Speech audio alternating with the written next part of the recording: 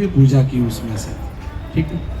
गणेश जी की पूजा की, भगवान विष्णु भगवान की पूजा की, कलश भगवान की पूजा की। इसमें से भगवान की पूजा की आपने, उसमें से कहीं पर भी हमारे शास्त्र में ऐसा नहीं लिखा है कि भगवान के पास से आप आशीर्वाद मांगिए, क्योंकि परमात्मा की पूजा करना ये हमारा कर्तव्य है, ना कि उससे कुछ मांगना।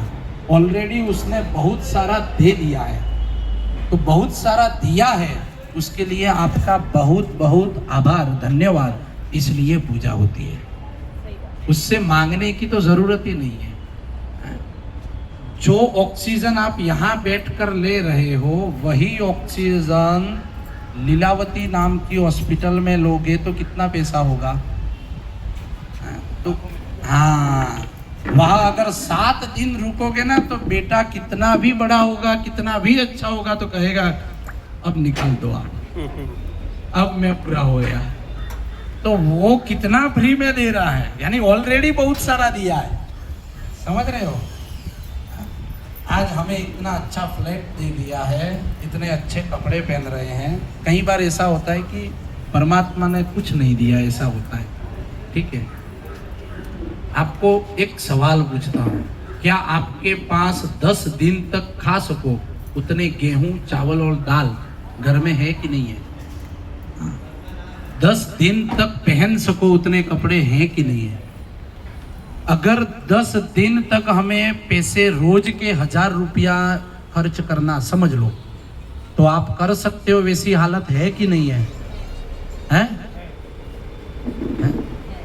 यानी 10 दिन तक आपको अगर कोई कमरे में बंद कर दे तो आप आराम से अपनी जिंदगी जी सकते हो। इस पृथ्वी पर कई लोग ऐसे हैं कि अभी खाऊंगा तो रात को क्या खाना वो नक्की नहीं है। कई लोग ऐसे हैं कि अभी बारिश गिरेगी तो रहना कहाँ, उसके लिए मकान नहीं है।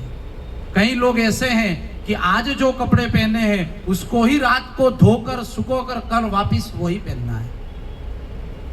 कई लोग ऐसे हैं कि जेब में 1 रुपया भी अभी नहीं है। अब सोचो कि उससे तो अपन बेटर है कि नहीं? तो वो बेटर किसने बनाया? भगवान ने बनाया। क्योंकि आपको यहाँ जन्म लेना ये आपके हाथ में नहीं है। आपको पूछा था भगवान ने कहाँ जन्म लेना है? नहीं तो क्या कहते हैं, अंबानी के वहाँ मुकेश भाई का बेटा बना दो और कुछ नहीं चाहिए। बोलते कि नहीं बोलते? बराबर है कि नहीं? तो भगवान ने हमें यहाँ जन्म दिया, वो बेटर भगवान ने बनाया। अगर उसके वहां जन्म दिया होता कि जिसके वहां शाम को खाने के लिए भी नहीं है, पहनने के लिए कपड़े नहीं है, तो क्या करता? यानी उससे बेहतर उसने दिया है, उसीलिए उसका धन्यवाद, ये उसकी पूजा है। उससे मांगना तो बहुत दूर की बात है, बहुत सारा दे दिया ऑलरेडी। पर ये जो कलश की पूजा करते हैं, उसमें से हम भगवान के पास से कुछ 5 प्रकार के आशीर्वाद मांगते हैं, जो चावल आपके ऊपर डाले गए। सबसे पहले मांगा पुण्य। भगवान को कहना है, क्या नाम है आपका? विशाल भाई। तो विशाल भाई भगवान जी से ऐसा कहना है कि परमात्मा हमें इतना पुण्यशाली बनाना। जब भी भगवान के पास जाओगे तो भगवान यूं नहीं पूछेगा कि बीओबी में कितना है और एसबीआई में कितना है। भगवान क्या पूछेगा? पुण्य का बैलेंस कितना है ये बता।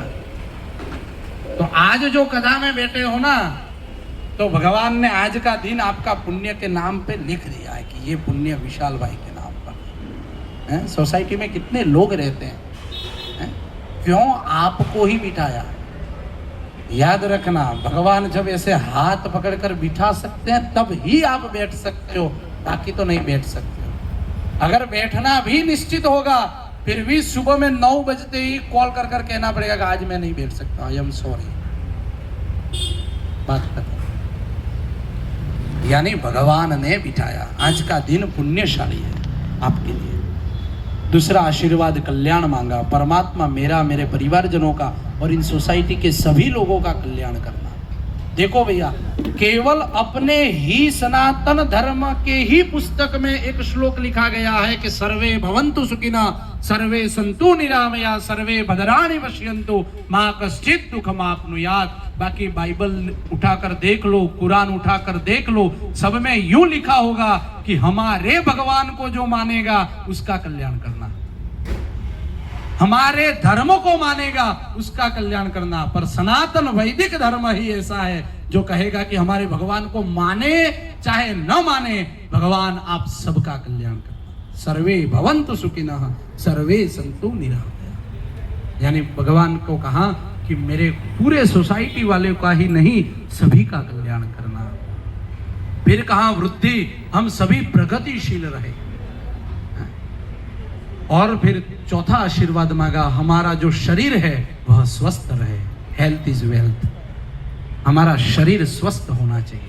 अगर शरीर स्वस्थ है, शरीर माध्यम खलु धर्म साधनम, आप आज स्वस्थ हो इसलिए धर्म कर्म कर रहे हो। सुबह में बुखार आ गया होता तो आप मना बोल देते। यानी शरीर स्वस्थ होना चाहिए। और उसके बाद में पांचवा आशीर्वाद आपने भगवान जी से मांगा कि श्री यानी लक्ष्मी, पैसा, धन।